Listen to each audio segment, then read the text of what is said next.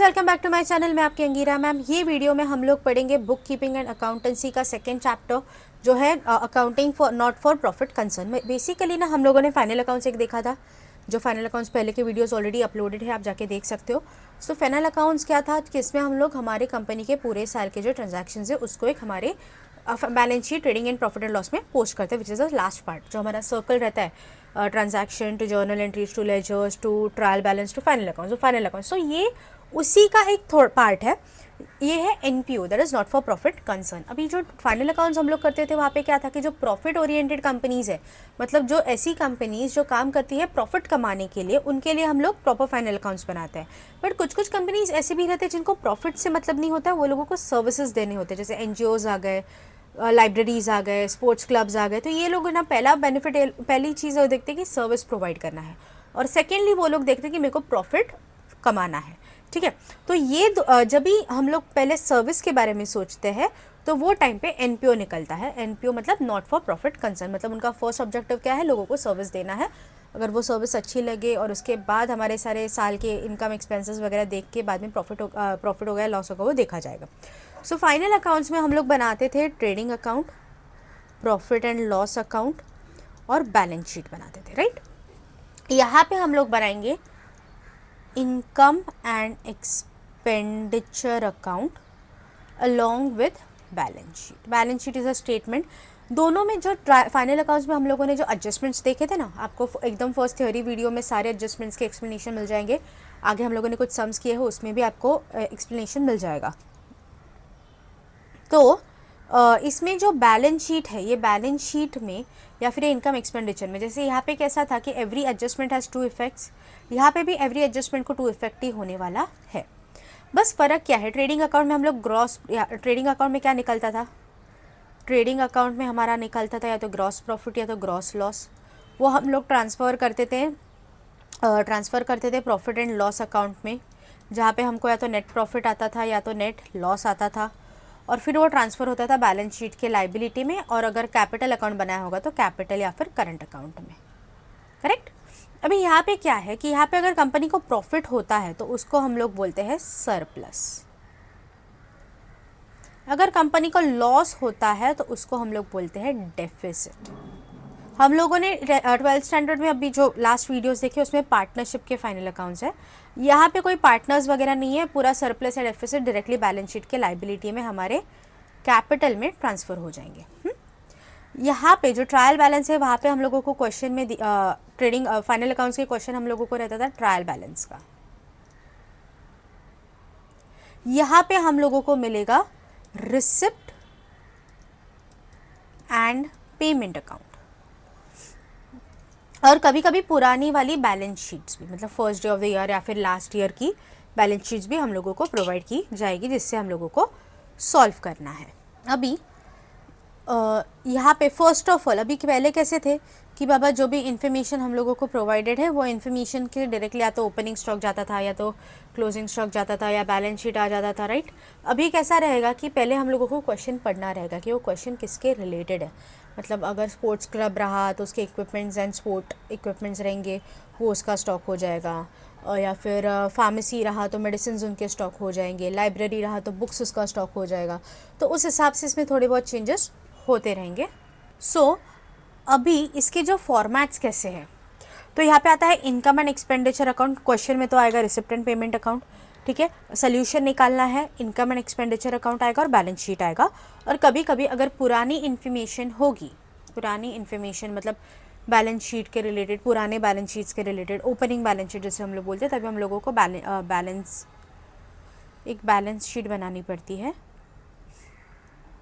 ठीक है, जो ओपनिंग रहती है, मतलब first day of the year की रहती है, ठीक है, ये बनाना पड़ता है। सो अभी देख लो, इनकम एंड एक्सपेंडिचर में वापस डेबिट क्रेडिट दो साइड आएंगे, डेबिट में आएगा एक्सपेंडिचर, क्रेडिट में आएगा इनकम। क्वेश्चन में सेग्रीगेशन या पोस्टिंग बहुत सिंपल है, जो भी हमारे खर्चे पेमेंट के साइड आएंगे वो सारे हो गए हमारे एक्सपेंसेस, जो भी रिसिप्ट के साइड आएंगे वो सारे हो गए इनकम। उसी में असेट्स एंड लाइबिलिटीज़ भी होते हैं, सो वो उस हिसाब से असेट्स एंड लाइबिलिटीज़ ईजिली आप लोग ट्रांसफ़र कर सकते हो। सो पहली बात है सैलरी पेड, मतलब जो एक्सपेंडिचर्स है, सैलरी मैंने पे कर दिया, अगर कुछ भी लास्ट ईयर का रहेगा तो वो लेस होगा, करंट ईयर का रहेगा तो वो ऐड होगा, ठीक है। उसके बाद अभी हम लोग देखेंगे इसके बाद आता है प्रीपेड। जो भी हमारा प्रीवियस ईयर का रहता है वो हम लोग माइनस करते हैं, करंट नेक्स्ट ईयर का रहेगा वो ऐड करते हैं। जैसे कि नॉर्मली हम लोग देखो आउटस्टैंडिंग रहता है, करंट ईयर का रहा तो हम लोग ऐड करते हैं, राइट।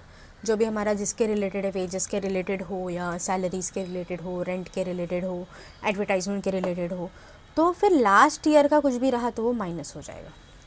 वही प्रीपेड मतलब क्या होता है, एडवांस करंट ईयर का हम लोग माइनस करते हैं, तो लास्ट ईयर का रहा तो प्लस, उल्टा रखना, ये ध्यान में रखना, कुछ क्वेश्चंस में हेल्प होने वाली है इसकी। उसके बाद सारे भी एक्सपेंडिचर्स देखो, wages, printing and stationery, rent to interest, conveyance, rent and taxes, insurance premium, audit fees, office expense, telephone, सारे एक्सपेंसेस है, और टू मेडिसिन। ये साइड जो भी हम लोगों को इनकम मिलेगा। सब्सक्रिप्शन क्या होता है, जैसे कि आप लोग अमेजोन का ले लो, नेटफ्लिक्स का ले लो, आप सब्सक्रिप्शन खरीदते हो तो आपके लिए तो खर्चा है, पर वो जो सर्विस प्रोवाइड करे उनके लिए तो वो इनकम है ना, तो वो आ गया इनकम के साइड। यहाँ पे भी सेम देखो, लास्ट ईयर का रहा तो लेस, करंट ईयर का रहा तो ऐड, और उसके बाद हमें जो भी रिसीव होता है, rent received, interest received, dividend, government grants, general रहा तो यहाँ पे आएगा, कैपिटलाइज रहा तो वो लाइबिलिटीज़ में चला, लाइबिलिटी एसेट्स जहाँ पे होगा वहाँ पे आएगा। Ground rent, sundry receipt, ground rent 2 बार हो गया वो, entrance receipt, entrance fees, that is revenue. अच्छा, इसमें 2 वर्ड्स याद रखना, रेवेन्यू एंड कैपिटल, या फिर कैपिटलाइज्ड। रेवेन्यू का मतलब होता है जो रेकरिंग है, रेगुलर बेसिस पे हम लोगों को इनकम मिलने वाला है।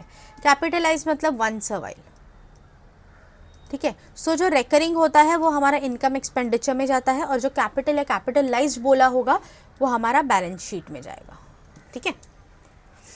तो उसके बाद अभी कैसे trading account, profit and loss account हम लोग क्लोज कर देते हैं, उसमें तो हम लोगों को gross profit, gross loss, net profit, net loss आता है। तो यहाँ पे जब भी हमारा इनकम ज़्यादा होगा, इनकम ज़्यादा एक्सपेंस कम, तो प्रॉफिट हुआ तो उसको बोलते हैं सरप्लस, जो हमारा डेबिट में आता है, टू सरप्लस। आगे ये स्टेटमेंट लिखना बहुत ज़रूरी है, excess of income over expenditure, मतलब मेरा इनकम ज़्यादा है, एक्सपेंडिचर कम है। और अगर लॉस होता है, मतलब इनकम कम है और एक्सपेंस ज़्यादा है, तो लॉस हुआ तो उसको डेफिसिट बोलते हैं। जो क्रेडिट में आता है उसको क्या बोलेंगे, excess of expenditure over income, मतलब एक्सपेंस ज़्यादा है, इनकम कम है, ठीक है। उसके बाद आता है बैलेंस शीट। बैलेंस शीट में स्टार्ट में आता है हमारा जो बैलेंस शीट नॉर्मल है वैसे ही है, कुछ फ़र्क नहीं है, बस यहाँ पे वहाँ पे कैपिटल आता है, यहाँ पे कैपिटल फंड आता है, और जो भी चीज़ें कैपिटलाइज करने बोली होंगी आपको एडजस्टमेंट में आ जाएगा। Every adjustment has two effect. कुछ चीज़ें हमारे इनकम में पोस्ट होती है और बाद में एडजस्टमेंट में बोला जाता है कि फॉर एग्जाम्पल ले लो कि बिल्डिंग फंड या फिर कोई भी टाइप का एंट्रेंस फीस 10,000 रुपीज़ है, उसमें से 7,000 कैपिटलाइज करना है, तो मेरे को वो इनकम में से 7,000 माइनस करना पड़ेगा, कैपिटल में ऐड करना पड़ेगा।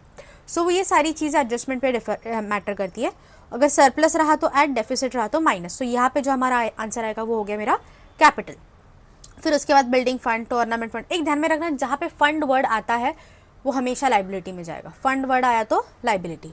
बाद में क्रेडिटर्स, बैंक ओवरड्राफ्ट, फिर other loan, outstanding expenses, prepaid income, ये तो सारे नॉर्मल बैलेंस शीट में आते हैं। वही cash in hand, cash at bank, fix deposit, investment, sundry debtors, land and building, equipment, playground, motor vehicle, library, books, stock. मैंने बोला था अगर लाइब्रेरी का कुछ रहा, मतलब हमारी लाइब्रेरी है तो उसके बुक्स, उसके स्टॉक्स हो जाएंगे।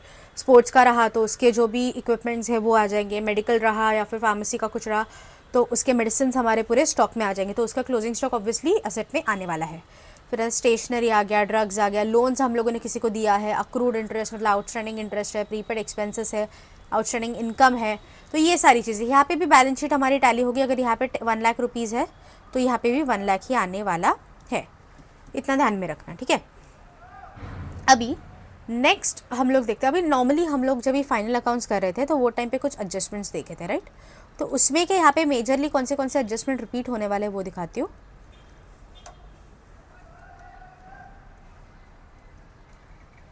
NPO as compare to final accounts बहुत ईजी है, अनलेस एंड अनटिल थोड़ा हार्ड आपको कहा जाएगा, जहाँ पे आपका क्वेश्चन में receipt and payment and opening balance sheet दिया होगा वो टाइम पे, या फिर कैपिटल फंड या फिर आपको balance sheet for the opening year निकालना पड़ेगा, वो टाइम पे थोड़ा सा कॉम्प्लिकेटेड हो सकता है। But other than that NPO is very easy chapter. NPO और फाइनल अकाउंट्स बिल्कुल मत छोड़ना, वो कंपलसरी क्वेश्चंस है, वो 2 चैप्टर्स करने ही करने हैं। इसके बाद के जो वीडियोज़ आपको आएंगे उसमें हम लोग क्या करेंगे, जो ऑप्शनल है, मतलब एक दो दो हर एक के दो दो क्वेश्चन आते हैं, तो एक पर्टिकुलर चैप्टर का रहेगा, एक दूसरे चैप्टर का रहेगा। उसमें कभी हम लोग फर्स्ट वो वीडियोज़ या वो चैप्टर्स पे फोकस करेंगे जो एक साइड आपका कवर हो जाएगा, मतलब आप पूरा paper at a time attend कर सकते हैं, और उसके बाद हम लोग ऑप्शनल वाले क्वेश्चंस पे जाएंगे। अभी आते हैं एडजस्टमेंट की तरफ। क्लोजिंग स्टॉक, यहाँ पे जस्ट जहाँ पे ट्रेडिंग या प्रॉफिट एंड लॉस अकाउंट लिखा रहेगा, यहाँ पे जहाँ पे trading and profit and loss होगा, फाइनल अकाउंट्स का ही मैं दिखा रही हूँ क्योंकि ऑलरेडी आपको उसका बेस है, तो उसी में से, और वो सारे एडजस्टमेंट्स नहीं आने वाले हैं, इसमें से जो आएंगे वो बता रही हूँ, जो मेजरली रिपीटेड है, बाकी हम लोग क्वेश्चंस में देख लेंगे। Trading and profit and loss के बदले हम लोग डालेंगे इनकम एंड एक्सपेंडिचर अकाउंट, बाकी डेबिट क्रेडिट वगैरह सब कुछ सेम है, कुछ फ़र्क नहीं है। जैसे क्लोजिंग स्टॉक होगा तो क्लोजिंग स्टॉक हमारा इनकम एक्सपेंडिचर के क्रेडिट में जाएगा या तो डेबिट में ऐड होगा, दूसरा इफेक्ट हमारा असेट में जाएगा। आउटस्टैंडिंग एक्सपेंसेस रहे तो आउटस्टैंडिंग एक्सपेंसेस हमारे क्या होते हैं, इनकम एंड एक्सपेंडिचर में आते हैं, वो ऐड होते हैं, और अगर एक्सपेंस है तो लाइबिलिटी में चला जाएगा। इनकम आउटस्टैंडिंग है तो वापस वो हमारे इनकम में ऐड होगा और वो असेट में चला जाएगा। प्रीपेड एक्सपेंसेस माइनस होंगे और असेट्स में चले जाएंगे। प्रीपेड इनकम माइनस होगा और वो लाइबिलिटी, मतलब जहाँ पे ट्रेडिंग पीएनएल है वहाँ पे बस इनकम एक्सपेंडिचर आएगा, बाकी कुछ भी फ़र्क नहीं है। जो फाइनल अकाउंट्स के आप लोगों ने ये किए हुए एडजस्टमेंट्स वही यहाँ पे बस नाम बदलने हैं। सो closing stock, outstanding, income receivable, prepaid, और एक डेप्रीसिएशन, यहाँ तक तो रिपीटेड है, मतलब ये आपको इनकम एक्सपेंडिचर में यूज़ होने वाला है। डेप्रीसिएशन हम लोग क्या करते हैं, असेट से माइनस करते हैं और प्रॉफिट एंड लॉस के डेबिट में डालते हैं। तो यहाँ पे क्या करना है, असेट से माइनस करना है, एक्सपेंडिचर में डाल देना है, तो यहाँ पे हमारा आएगा एक्सपेंडिचर। ठीक है, फिर आता है interest on investment and loan. कुछ भी इंटरेस्ट रहा, अगर मैंने किसी को लोन दिया है तो मेरे को इंटरेस्ट मिलेगा, तो मेरा क्या हुआ, इनकम हुआ। तो पहली बात तो वो लोन पे जो भी मेरा इंटरेस्ट है वो क्या होगा, ऐड हो जाएगा, और दूसरा इफेक्ट मेरा इनकम साइड में चला जाएगा। ये एक इम्पॉर्टेंट है। उसके बाद destroyed by fire and secure, credit sale, credit purchase, bill dishonoured, हाँ, फिर हाँ, ये एक इम्पॉर्टेंट है। इंटरेस्ट ऑन लोन टेकन, मतलब मैंने कोई भी लोन वगैरह लिया होगा तो उसमें क्या होगा, मेरा वो लोन ऑलरेडी लाइबिलिटी में, तो लाइबिलिटी में उसका एक इफेक्ट आएगा। दूसरा इफेक्ट, मेरा लोन लिया है मतलब मेरे को एक्सपेंस करना है, मेरे को इंटरेस्ट देना है तो वो कहाँ पे आ जाएगा, इन एक्सपेंडिचर में। ठीक है, और बाद में हमारे जो hidden adjustment same like final accounts के जैसी है, जैसे सैलरी फॉर 10 मंथ्स हुआ, मतलब 2 मंथ्स आउटस्टैंडिंग है तो वो ऐड करना है हमारे इनकम एक्सपेंडिचर में, दूसरा इफेक्ट लाइबिलिटी में आ जाएगा। एडवर्टाइजमेंट रहा तो वो क्या होगा, इनकम एक्सपेंडिचर में माइनस, मतलब एक्सपेंसेस फॉर 4 ईयर्स है, मतलब चलो मैंने 4000 भर लिए 4 ईयर्स के लिए, मतलब 1000 पर ईयर भर दिया, मतलब 3000 मैंने एडवांस में डाल दिया ना आगे के साल के। सो ये एडवांस जो होगा वो हमारा एक्सपेंडिचर में लेस होगा, असेट में ऐड होगा। रेंट रिसीव्ड 11 मंथ्स, मतलब 1 मंथ का बाकी है, 1 मंथ का बाकी है मतलब आउटस्टैंडिंग है तो हमारे इनकम एक्सपेंडिचर में ऐड होगा, दूसरा इफेक्ट हमारा असेट में आ जाएगा।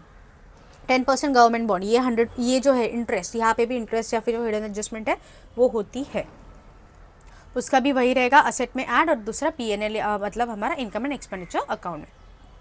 सो फाइनल अकाउंट्स और एनपीओ में ज़्यादा फर्क नहीं है, बस फाइनल अकाउंट्स हम लोग प्रॉफिट के लिए करते हैं, वाइल हमारे जो इनकम एंड एक्सपेंडिचर अकाउंट है वो हम लोग जो सर्विस प्रोवाइडर्स रहते हैं उनसे उनका जो अकाउंट्स बनाते हैं उसके लिए होता है। पहली बात, इसमें 2 अकाउंट्स बनेंगे, income and expenditure account and balance sheet, while final accounts में trading profit and loss and balance sheet बनता है। यहाँ पे कोई पार्टनर्स नहीं है, यहाँ पे जो प्रॉफिट होगा वो सरप्लस होता है, लॉस होगा वो डेफिसिट होता है, वाइल फाइनल अकाउंट्स में gross profit, gross loss, net profit, net loss होता है, जो हमारे लाइबिलिटी कैपिटल में ऐड होता है। एडजस्टमेंट में अगर आपको बोला जाए कि आपको कैपिटल फंड एडजस्ट करने हैं या फिर कैपिटल फंड एडजस्ट करना है, या फिर आपको बोला गया है कि एक 20% एंट्रेंस फीस 10,000 7,000 आपको कैपिटलाइज करनी है, तो एंट्रेंस फीस इनकम से माइनस होगी, लाइबिलिटी में ऐड होगा। तो ये सारी चीज़ें हैं, बहुत सिंपल है। इसके अभी नेक्स्ट वीडियो में इसके रिलेटेड हम लोग 2 सम्स करेंगे। अगर ये वीडियो अच्छी लगे तो please like, share and subscribe. Thank you.